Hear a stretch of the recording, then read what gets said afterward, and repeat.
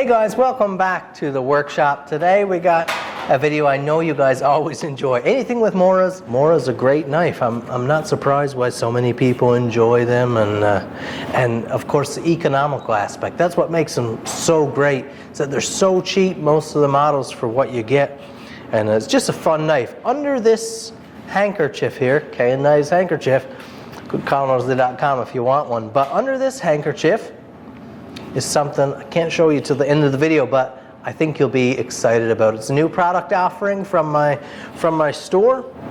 Let's get to work sharpening this knife. Let's have a look at the edge first. So let's have a look at this knife. I believe this is a bushcraft model, but really, really nice. Love that soft, sticky rubber. But although the knife looks pretty clean, it doesn't look that bad from afar. When you get in close and perform that edge test, we have lots of glimmering light there. This edge is taking a little bit of abuse. You can see here with just a little bit of light, I don't have a real strong light here, but just a little bit of light, definitely see some of that edge damage, rolling and denting right here. A few little pin pricks coming up near the nose as well. We'll address all that right now. Now everyone has their different desired edge for a MORA, and I get a lot of MORAs come in because they want that gleaming mirror polished Scandi with no micro bevel. Just you know how that looks, just gorgeous. We've done a lot of those on video here. I also get some come in, like this client's knife, and their MORA is not their high caliber bushcraft knife, it's their work tool. And in this case, this client, he said, don't worry about a mirror polish, any fancy edge like that. I don't care about that. I just want that chipping and rolling taken out and a good sharp working edge. So I'm going to show you how I would do that. Now I'm starting with a 120 grit belt here. I'll use this portion of my belt where I have a little bit of slack. If you get on a hard platen like that, it's really easy to modify or mess up that profile. But if you have a little bit of flex, flex is forgiveness. So I'm just going to go ahead. We'll file that bevel in, do a couple passes, and we'll remove those factory striations. So you can see here this MORA has never been sharpened. We have all those factory striations. We're going to be replacing those, and this will be, let me show you just how refined my belt edge is. Here we go, dust collector on.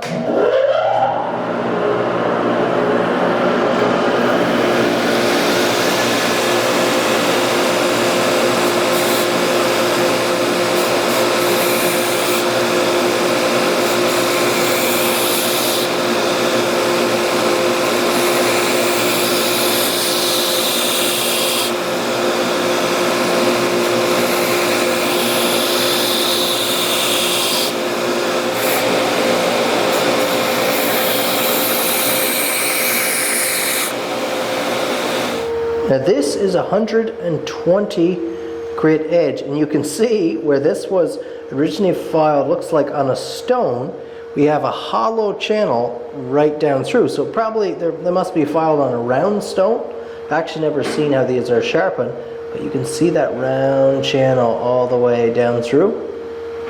And that is not, on such a short, there's such tension on such a short span, that is not the convexing of my belt. But that is, you can see that's about as close as I can get right there. Let's take it up to a higher grit now, and we'll further remove the factory grind. Let's get a real nice 220 grit on here.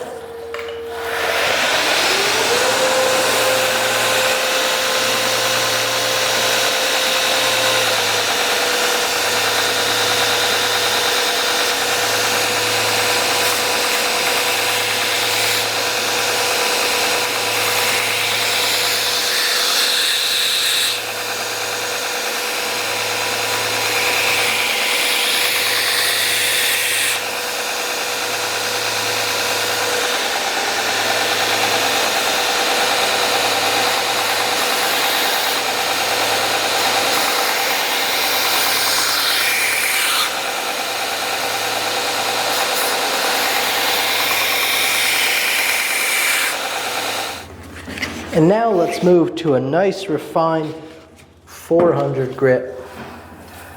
And what's a 400 grit whetstone? it's pretty coarse.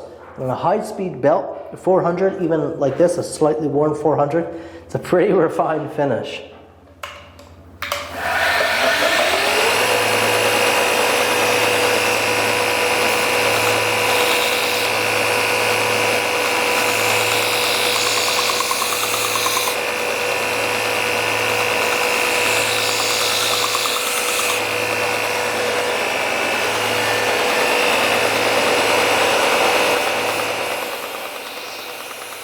Now I'll finish up here on my buffing machine. The properly selected compound is key.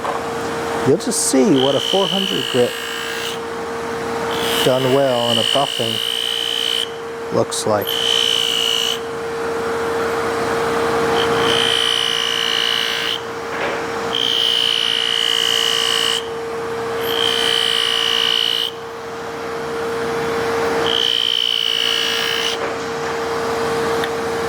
And look at that finished product. What do you think of that?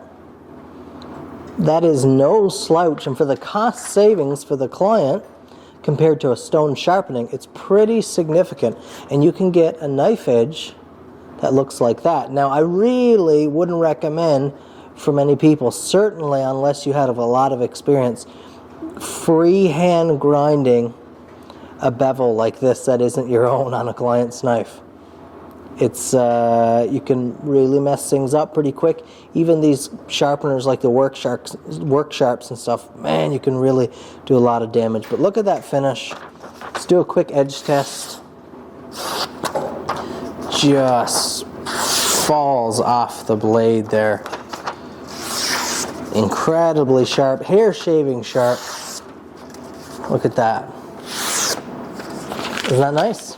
And now for what's under the handkerchief. Before we put this back in its plastic sheath, which for a lot of people is what's really lacking with the MORA knives, I have developed